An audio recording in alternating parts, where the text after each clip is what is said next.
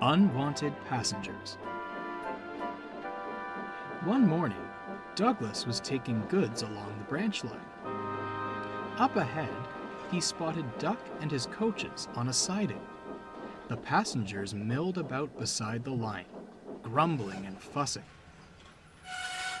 Douglas was intrigued. "Och, what are you doing, Duck?" he asked. "Oh, nothing to worry about," Duck stammered. "You'd best be off with..." He was interrupted by a commotion from within the coaches. After a great deal of shouting and banging, the driver, fireman, and guard emerged, disheveled and displeased. "Blasted squirrels," fumed the driver. "We'll never catch them." Douglas was in hysterics. He chortled away.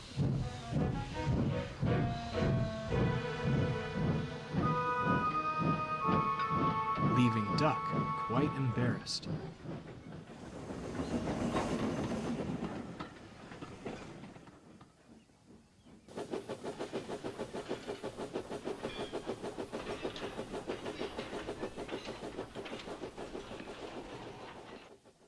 That night, Douglas was still laughing as he backed into the shed. "Didn't you bring a wee pet back with you, Duck?" "It wasn't my fault," fumed Duck. "That new cleaner didn't close the coach door last night. The poor things probably needed shelter from the cold.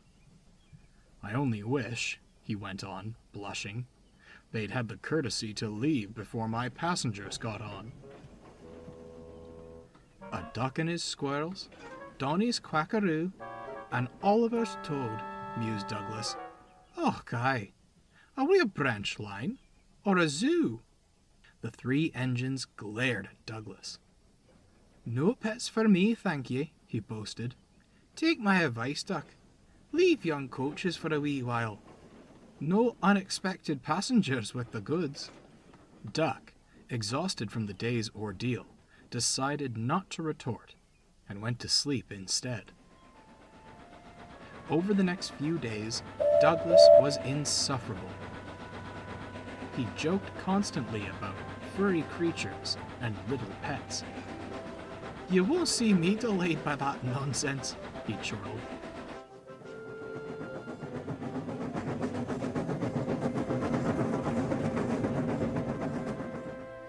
One wet and dreary morning, he was delayed. Poor Oliver failed on the points outside the shed, trapping Douglas inside.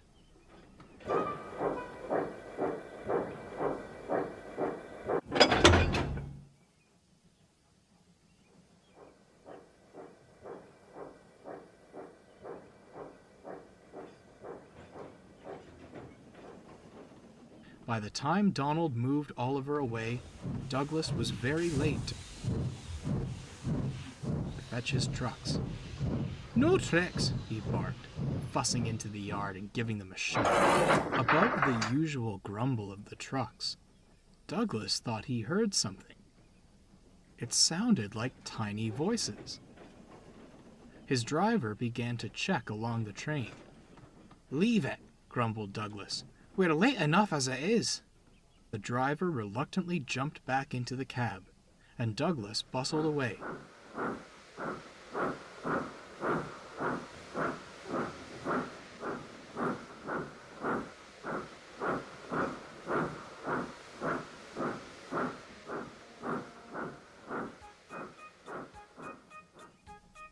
Soon, he was steaming along the line, determined to make up for lost time.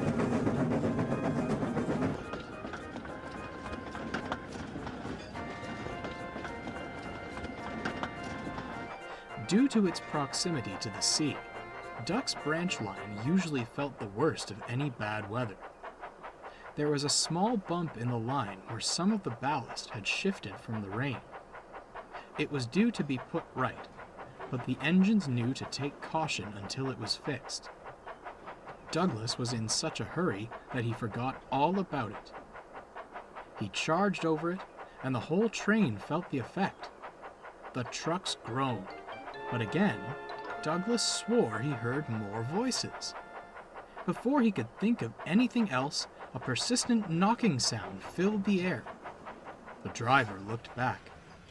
"Father," he said, applying the brakes. "One of the van doors is open. That bump probably rattled the latch loose." Douglas was cross. He knew the trouble had to be put right, but now he'd be even later. The driver met the guard at the van with the open door.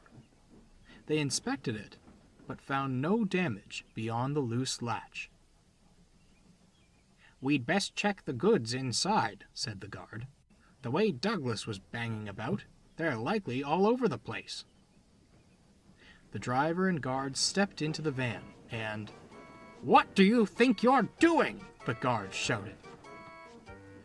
Huddled in the van were 3 young boys, looking rather frightened. "Going for a ride?" said one nervously. "I'll go phone the police," said the driver, noticing the guard going red with anger. Douglas had to stay where he was until the authorities arrived. Because of that, the other engines were held up with their trains.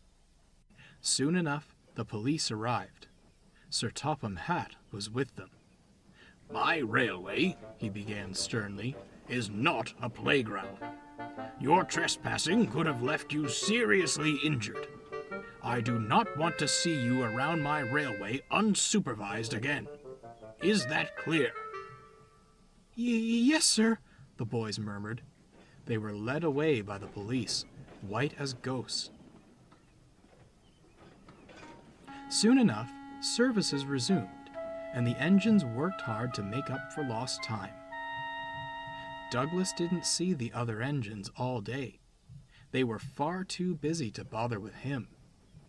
He hoped for some peace and quiet in the shed, but he wouldn't get it. "I'll tell you one thing," Oliver said to the others. "I'd rather be a pet owner than a babysitter." "Och, so much for no unexpected passengers on your trucks," laughed Donald. "Are we a branch line or a daycare?"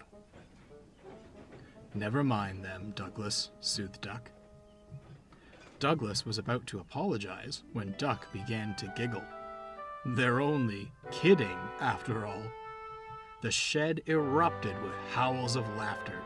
It was a great joke to the others, but Douglas thought they were being very silly indeed.